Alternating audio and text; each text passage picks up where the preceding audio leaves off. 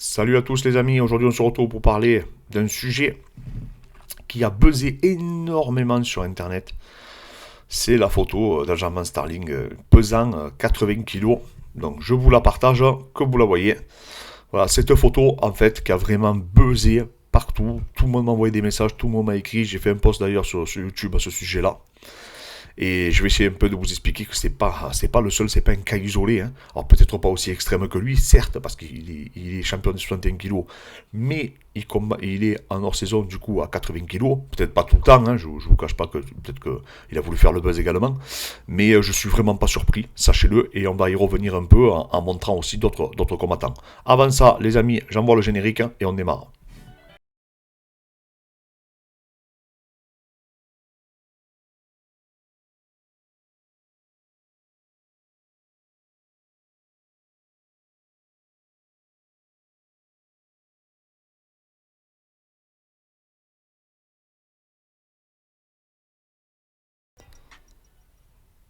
Les amis, pensez à vous abonner, n'hésitez pas à venir échanger avec nous sur Instagram. J'ai beaucoup de questions sur les pertes de poids, les recharges, les cuttings, etc.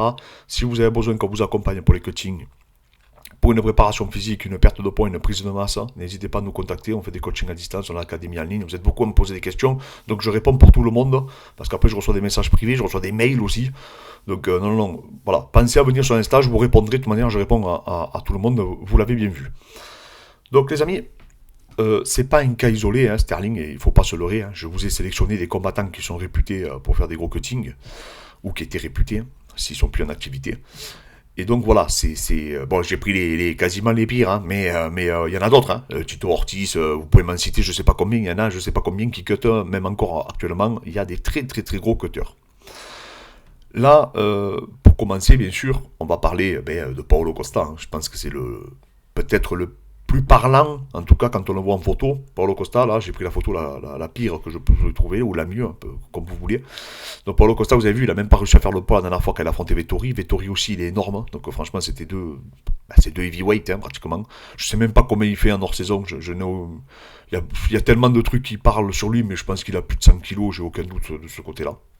Après, vous avez Thiago Alves, que beaucoup d'anciens ont connu. Thiago Alves qui était réputé, hein, pour être un des plus gros cutters des 77 kilos. Kamikato Kao Matug, qui était un gros striker.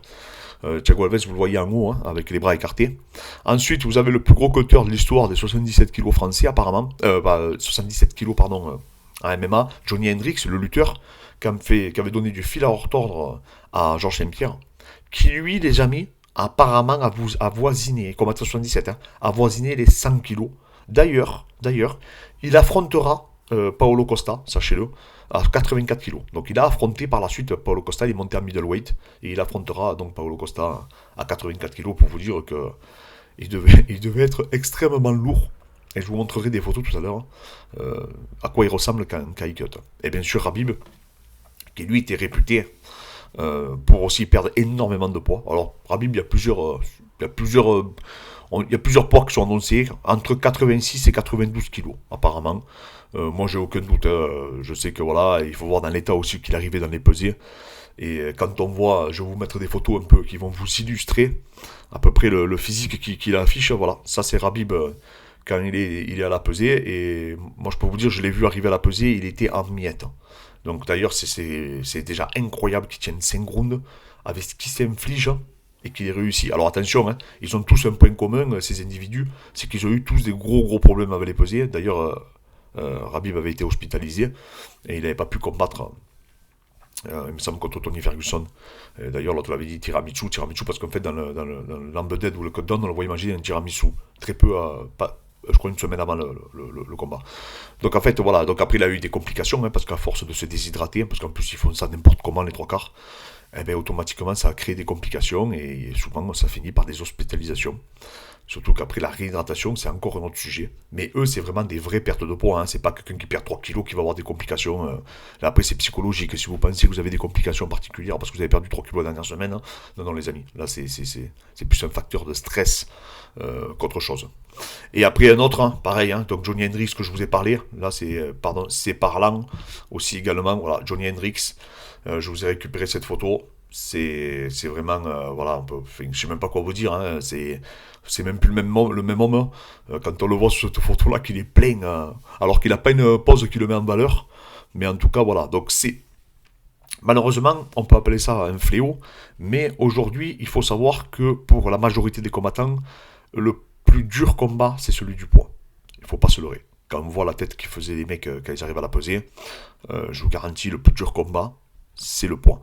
J'ai eu la chance d'accompagner, donc je vous disais, Taylor Lapillus à l'UFC Berlin. C'était son premier combat à Taylor à moins de 61 kilos. Si je vous dis déjà que j'ai vu les mecs faire strictement n'importe quoi pour perdre du poids, juste une petite anecdote pour vous donner une idée à quel point les gens font n'importe quoi. Ils font du sauna, et j'ai vu des mecs, et je vous le promets, ils sortaient du sauna, ils se réhydrataient.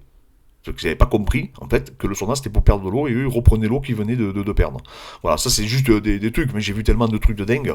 Et l'équipe du Tiger, Taïsumov et tout, je les ai vus complètement à plus tenir debout. À plus tenir debout, à se limite se faire porter pour arriver à la pesée. Je ne sais même pas comment ils faisaient pour entrer le lendemain dans une cage.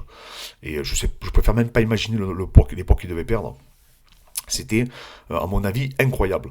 Donc, pour aussi d'autres anecdotes, je n'ai jamais croisé un combattant de haut niveau qui était à moins de plus de 10 kilos de sa catégorie naturelle.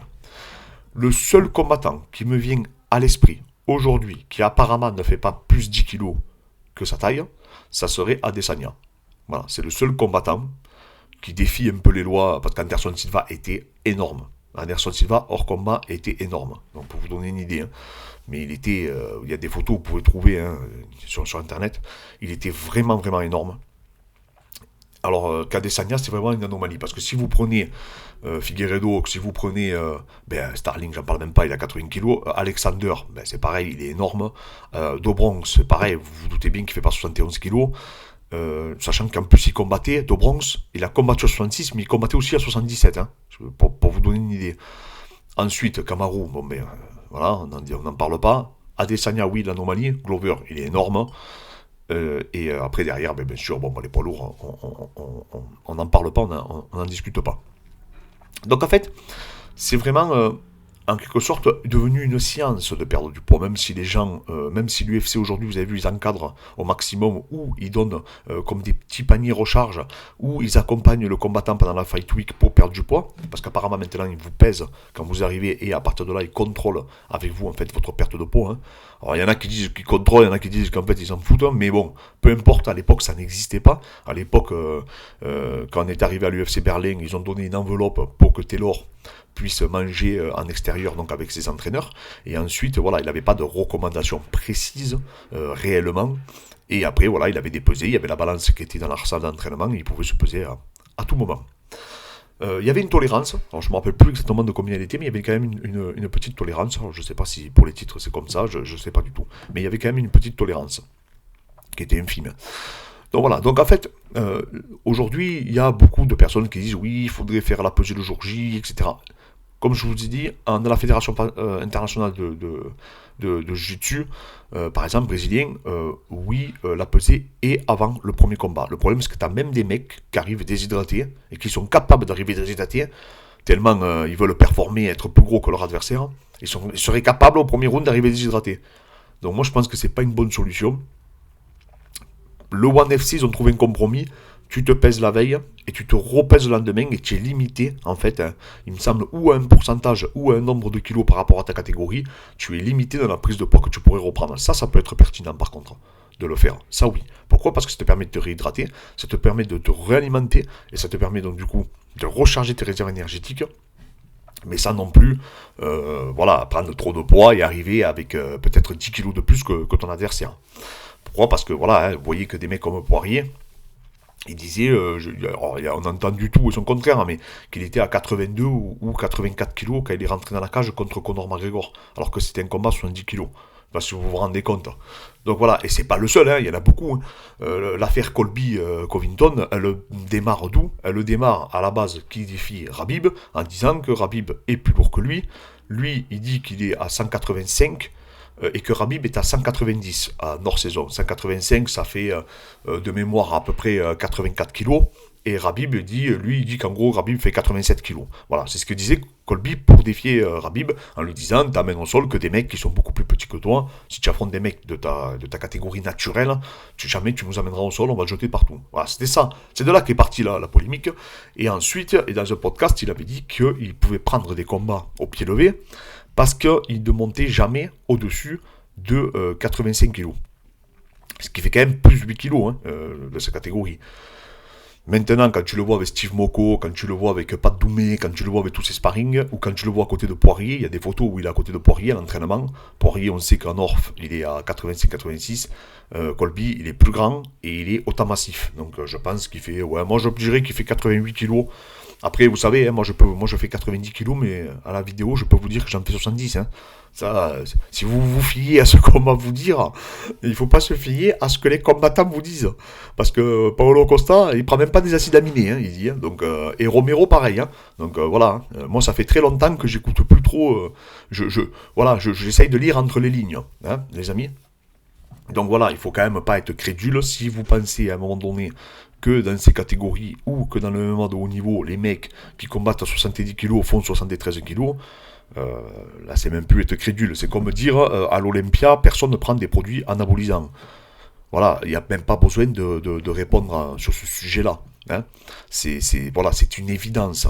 Pour vous donner une idée, pour que vous compreniez, un combattant français comme Michael Lebou, quand il a combattu au M1, d'accord, il est venu s'entraîner dans notre structure, il faisait la ceinture du M1 à 70 kg, il est venu dans notre structure, je crois, 2 mois avant son combat, il était à 88 kg. Voilà, ou 87, vous lui demanderez. Donc voilà, c'est pour vous donner une idée, c'est Michael Lebou. Et Michael Lebou, pour les gens qui disent, oui, mais Colby, il n'est pas énorme quand on le voit en photo. Michael Lebou, allez le voir en photo, il n'est pas énorme. Il n'est pas énorme du tout. Et il faisait quand même 88 bombes. Et le jour du combat, il s'était pesé, il faisait 80 kilos, je crois. Ou 81 kilos, je sais plus, il faudrait lui demander. Il avait pris des photos de la pesée. Et quand vous voyez Mika, il fait limite fin en photo. Et pareil en vidéo. Donc c'est pour vous dire, ne vous fiez pas aux vidéos, ne vous fiez pas à ça. Pour nous, les combattants, ou les pratiquants, ou les entraîneurs, c'est une évidence que personne ne fait moins de 10 kilos de plus que sa catégorie. Après, est-ce que ça peut avoir une incidence, la perte de poids, parce que j'ai beaucoup de questions sur ce sujet-là. Là, on parle d'autre chose, on parle d'aldostérone, on parle de système endocrinien, on parle vraiment de perte de poids excessive, de déshydratation, et ça c'est une vidéo à part entière que je ferai sur le sujet, parce que là on rentre vraiment dans des systèmes qui sont complexes, on ne réagit pas tous de la même manière. Et après, il ne faut pas confondre quand on manque sa recharge et quand on s'alimente très mal après la pesée. J'ai des mecs qui se gavent de pizza, j'ai des mecs qui mangent des fois des aliments, et bien automatiquement ils font comme des intoxications alimentaires et ils pensent parce qu'ils se sont trop réhydratés, trop rechargés. Non, c'est qu'à un moment donné, tu as mangé un aliment qui n'est pas passé vulgairement pour être vulgaire. Voilà, pour vulgariser cet aspect-là. Est-ce que ça peut avoir une incidence significative sur la performance? Oui, mais surtout sur 5 rounds. Est-ce que ça va avoir une incidence significative? Est-ce que vous allez être mort au bout de 2 rounds? Bien sûr que non, les amis, ne vous leurrez pas. Rien qu'avec les hormones que vous allez sécréter et les réponses physiologiques dues à l'intensité et, on va dire, au danger dans lequel vous êtes confronté, ne sera pas une incidence significative sur un round ou la moitié d'un round. Voilà. C'est pas le cutting qui va vous fatiguer. Réellement, pareil. J'ai eu aussi des questions sur le ramadan, etc. Ça peut vous perturber si vous faites l'intégralité de votre préparation. Si vous la faites en faisant le ramadan, oui, ça peut avoir une incidence sur la charge d'entraînement que vous allez avoir. Par contre, si vous pensez que si une personne, admettons, je vous dis une bêtise, fait le ramadan la dernière semaine avant un combat et que vous ne faites pas le ramadan, je vous garantis, vous ne vous rendez pas compte ce que c'est pour un combattant la dernière semaine. Moi, je ne faisais pas le ramadan, mais j'étais en miettes, je dormais plus, je mangeais plus à la fin. Donc, c'est pour vous donner une idée. Et moi, à mon humble niveau, je suis personne. Donc, c'est pour vous donner une idée. Tout le monde en chie. Après, voilà, là où ça peut avoir une incidence, c'est si vous restez déshydraté. En tout cas, c'est pas le cas, parce que j'ai vu que tout le monde se réhydratait après la pesée. Je fais surtout référence à Ramzat, qui avait ses shakers et qui s'est rechargé immédiatement après la pesée. Donc, je pense qu'après, il a dû décaler, je sais pas comment il a fonctionné. Donc, voilà. Pensez que les pertes de poids, c'est dur pour tout le monde. Peu importe ce que après, plus vous allez avoir des méthodes intéressantes, plus bien sûr vous allez mieux l'effectuer. Fred, par exemple, lui, combat 61, il fait 72 kilos. Et Fred, c'est pas un énorme 61 kg, je vous le garantis. Hein. J'ai déjà vu 60 kg, un kilo qui était beaucoup plus lourd que lui, beaucoup plus costaud. Taylor, par exemple, la Pilus, est bien plus costaud que Fred. Et Fred, je vous dis, fait 72 kilos. Et c'est personne. Hein, c'est pas Sterling. Hein. Donc, il fait 11 kilos de plus que sa catégorie. Pour vous donner une idée. Donc, et Fred, il perd le poids la dernière semaine, en grande partie, et il arrive en super condition le jour J. Bon, après, on fait les choses intelligemment. Du moins, on essaye. Donc voilà, il n'arrive pas totalement déshydraté, etc. On fait vraiment les choses avec vraiment, on tient en considération les problématiques qu'on pourrait rencontrer. Surtout, on connaît Fred et on connaît ses particularités physiques et donc du coup physiologiques. Donc voilà les amis, voilà, c'était une vidéo que je voulais vous faire pour vous montrer que non, c'est pas un cas isolé, que à haut niveau, sachez-le, tous les combattants, quand vous allez les croiser, ils vont vous paraître énormes. Je donne souvent cette anecdote des frères Miao parce que quand on les voit en photo, on a l'impression qu'ils sont minuscules et que vraiment ils n'ont aucun physique. Il y a une photo sur mon Instagram où je m'entraîne avec Paolo, où je fais un sparring avec lui. Moi j'étais à 81 kg à ce moment-là, je tourne avec lui, je le vois, quand je le vois déjà il était bien plus grand que moi je suis 1m72, il devait faire 1m77, alors que je m'imaginais qu'il faisait 1m65, et ensuite il combattait à moins de 66 kg à la DCC, sachant que la pesée était avant le combat, et il était à 74 kg. Et c'est pas un mec du MMA, il cut pas, hein. Donc, et je vous dis, il y a les photos, on est côte à côte. Et vous allez voir qu'il est plus fin que moi, encore heureux, hein, il était plus grand que moi, et il était plus léger, mais je vous garantis qu'il n'est pas maigre, hein, et il a une sacrée force. Donc c'est pour ça, c'est pas parce que vous voyez un mec face à un autre mec, des fois en photo, ça peut être trompeur, et ne vous imaginez pas ça. Et encore une chose, pour revenir à Colby, Woodley, que j'aurais pu mettre aussi dans cette liste, Woodley est réputé pour peser plus de 90 kg hors combat, il est tout simplement énorme. T'arraches pas un mec, si tu fais 80 kg, t'arraches pas un mec qui a lutté toute sa vie, qui fait 11 ou 12 kg de plus que toi. Demandez à des lutteurs, vous vous rendez pas compte de la différence de physique, c'est qu'à un moment donné, toi aussi t'es quand même lourd. Peut-être moins lourd qu'eux, certes, mais t'as pas 10 ou 12 kilos d'écart dans la cage. Il faut arrêter au moment de rêver. Hein. Tu n'y arrives pas et tu n'affrontes pas Kamaru avec 12 kilos d'écart le jour du combat. Faut être dingue pour croire ça. D'accord. Et surtout faire une guerre comme lui il a livré. Voilà. Pensez toujours que... Faites attention à ce que les combattants déclarent. Exemple, Paolo Costa, je vous ai dit, Paolo Costa dit qu'il ne prend même pas des acides aminés. Donc à partir de là, on peut tout vous dire. Voilà, c'est très facile. Johnny Hendricks, pareil. Il disait que non, que lui mangeait ce qu'il voulait, que c'est pour ça qu'il était comme ça. Thiago Alves, pareil. Voilà, Thiago Alves, apparemment, il était sponsorisé, je crois, par Muscle Farm, qu'il avait des bonnes sources de protéines, etc., etc. Le mec, il faisait 94 kilos sec hors saison. Donc, au bout d'un moment, il faut quand même qu'on soit tous lucides et pas crédules. Maintenant, ça n'enlève en rien leur performance, parce que n'oubliez pas que Khabib, par exemple, quand il a affronté Gage ou quand il a affronté Conor, etc., tout le monde cut, à moindre, certes, avec, on va dire, un level inférieur, oui, mais ça, c'est pas son problème. Quand lui, il arrive à la pesée qu'il est mort, ben oui, ça les donne un avantage, mais eux, ils n'ont peut-être pas enduré ce que lui, il a enduré avant non plus. Donc voilà, donc comme je dis, c'est pas son problème au mec. Si c'est comme Burns, c'est pas son problème que Ramzat cut plus que lui. C'est ce que je dis toujours. Et c'est pas le problème de Khabib si ses adversaires cutaient moins que lui. Surtout qu'il a affronté des mecs, comme je vous dis, comme Poirier ou Gage, qui étaient certes plus légers que lui, c'est sûr. Lui, c'était celui qui cotait le plus, mais ils n'étaient pas non plus à 10 kg d'écart. Donc voilà. Donc voilà les amis, c'est une vidéo que je voulais vous faire. Vraiment, c'était pour réagir à ça et vous donner un peu des anecdotes et vous montrer donc des illustrations qui vous prouvent que oui, malheureusement, eh bien, ça fait partie de notre discipline, du MMA, et pas que, d'autres disciplines comme la boxe, et je parle même pas du culturisme, où là où je ferai une vidéo, et je ferai une vidéo par la suite un peu plus, avec un aspect scientifique, où je vous expliquerai les problèmes qu'on peut rencontrer avec le cutting, et après pour l'académie en ligne, bien sûr, là je suis en train de rédiger une vidéo sur le cutting pour vous expliquer comment vous accompagner sur les recharges avec les boissons ISO, HIPPO, etc., etc. Après, et comment bien calculer tout ça. Voilà, merci encore à tous les amis, et merci pour votre soutien.